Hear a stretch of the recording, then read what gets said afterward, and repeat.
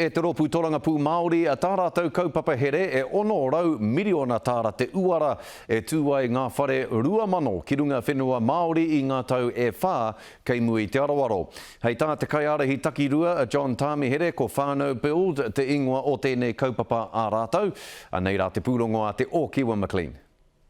E kuhu ana ki roto i tēnei whanaketanga hou.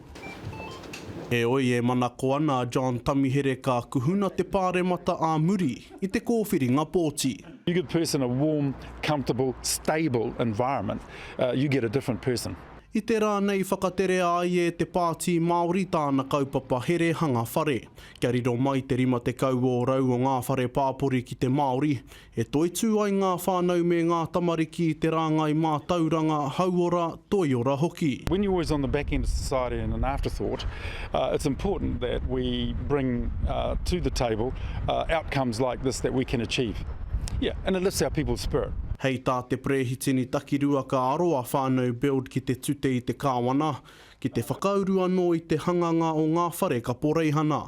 I roto I ngā tau nei ko ngā pāti nui e ki ana e ia mano, engari tēnei kāwanatanga e kei o I te ono rau, noai o.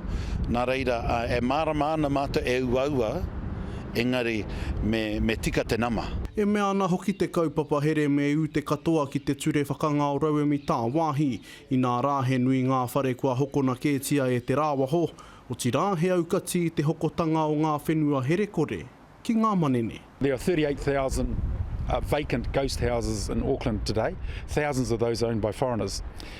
We must tax them to bring those houses into play for our people. Ai rā he whanaketanga whare tēnei nā te Māori mō te Māori. Engari he nui hoki ngā Māori e rawa kore ana, e kāinga kore ana anō hoki.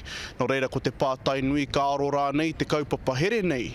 Kia rātou. Ko e te I kāta ino kua puta I o rātou kāinga, I o rātou mai. Nā reira e ngāwari ake te aro tere, aro tuatai atu kia rātou. Engari ma te unga e māwiwi ana, e take anō, nā reira me tika te aronga mo ia waanga o tērā unga. Māori are really chiming in now and we can't be left at the back of the queue, which is the reason why our housing policy. Ka wakatūria e nei ware e te Māori, ma te Māori.